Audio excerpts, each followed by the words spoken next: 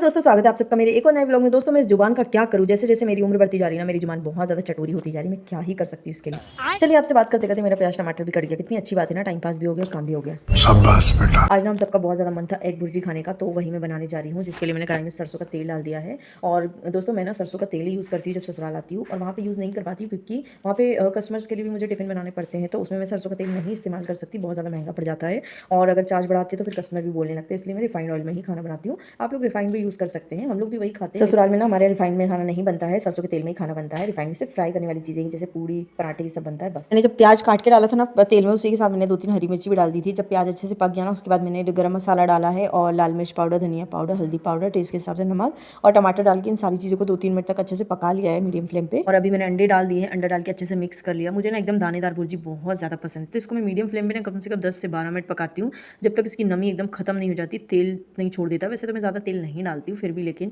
और यहाँ पे मेरे अभी को देखिए कितना बुरी तरीके से रो रहा था, मतलब इतना दया लग रही थी देख के। उसको नीचे जाना था खेलने, मैंने मना कर दिया था क्योंकि बहुत ज़्यादा लेट हो गया था। बात तो सही है। और ये मेरी लाडो रानी को देखिए आलू छील रही, मम्मी को पापड़ बनाने ने इसलिए हेल्प करी। बहुत शौक है नानी साहब को आलू छीलने का।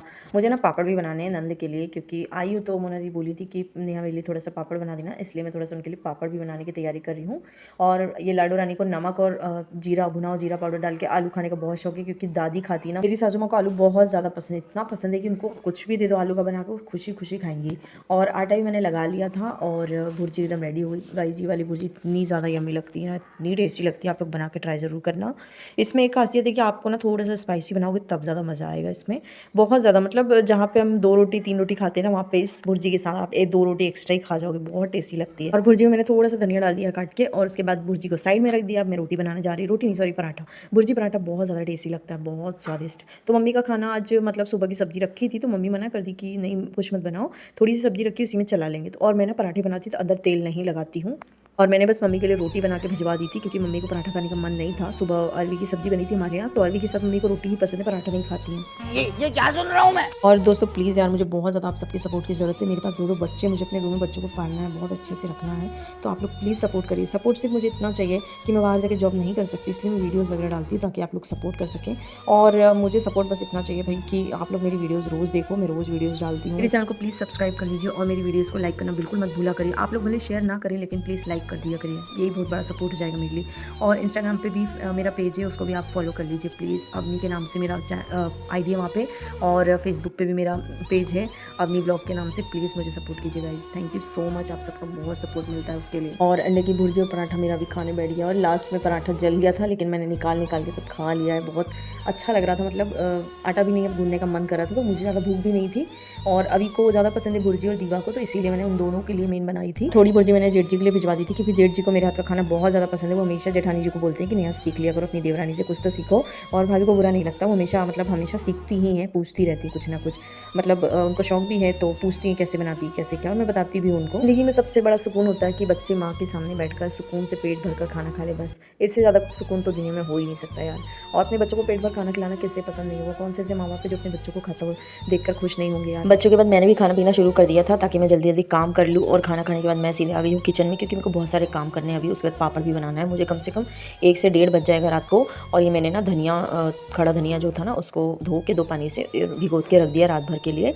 सुबह मैं इसको बॉईल करके पी लूँगी खाली पेट। एक्चुअली क्या है ना, मेरे मतलब क्या बोलूँ, वाइट डिस्चार्ज हो रहा है बहुत ज़्यादा, तो मतलब मैं बहुत ज़्यादा परेशान हूँ। और धनिया का पानी मैं हफ्ते भर पी लेती हूँ ना, तो एकदम ठीक हो जाता है। दवाइयाँ खाने से बहुत ज़्यादा बचती हूँ, और ये वाली जो रेमेडी ना, ये 100 नहीं 1000% वर्क करती है। जब भी मुझे साल भर में एक आधी बार या 2 साल में एक आधी बार वाइट डिस्चार्ज की प्रॉब्लम होती है ना, तो हफ्ते या 10 दिन तक मैं इस तरीके से मतलब धनिया का पानी पी लेती हूँ बॉईल करके, तो मेरे को बहुत ज़्यादा नहीं, पूरी तरीके से आराम मिल जाता है। आप लोगों से बातें करते करते मेरा सारा काम भी हो गया, गैस साफ़ हो गया, किचन साफ़ हो गया, बर्तन साफ़ हो गए। और ये हाथ पोंछने वाला किचन का कपड़ा है, जो मैंने किचन में ही धो के डाल दिया है बर्तन के ऊपर। इससे क्या होता है ना, रात भर में खिड़की से हवा आती है ना, तो अच्छा सूख जाता है। मैं ना कपड़ों के साथ किचन के कपड़े नहीं धोती हूँ, मतलब जो किचन साफ़ करने वाला हो तो अलग धोती हूँ, लेकिन जो हाथ पोंछने वाला है उसको मैं एकदम अलग ही रखती हूँ, किचन में ही धो के डाल देती हूँ।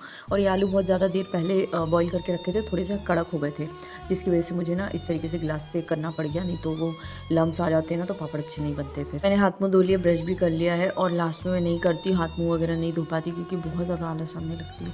और आलू को मैश करने के बाद मैंने लाल मिर्च पाउडर मिलाया मोटा वाला, नमक मिला है, थोड़ा सा टेस्ट से कम मिलाया है और जीरा है और धनिया मिलाया है, हरी पत्ती धनिया की काट के डाल दी इसमें। हमें ज़्यादा तामझाम नहीं करना पड़ता। इसको अच्छे से मिक्स करने के बाद मैंने यहाँ पे पन्नी ले लिया। यहाँ बहुत गड़बड़ हो गई थी इस पन्नी में, मुझे इतनी दिक्कत हो रही थी।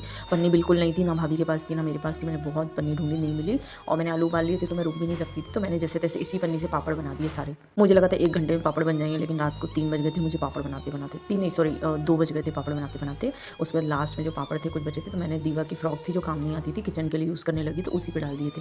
और पापड़ देखिए कितनी ईजिली निकल रहे हैं ना। तो अब इसको मैं धूप में जाके डाल दूंगी, रात शाम तक अच्छे से। रात को जूठे बर्तन कभी भी किचन में छोड़ के नहीं सोती हूँ, ना ही किचन कभी छोड़ के सोती हूँ। हमेशा चाहे जितना काम हो मुझे, मैं किचन साफ करके ही सोती हूँ हमेशा और बर्तन। जब से मेरी रिक्वेस्ट है प्लीज़ मुझे सपोर्ट कीजिए। Thank you so much.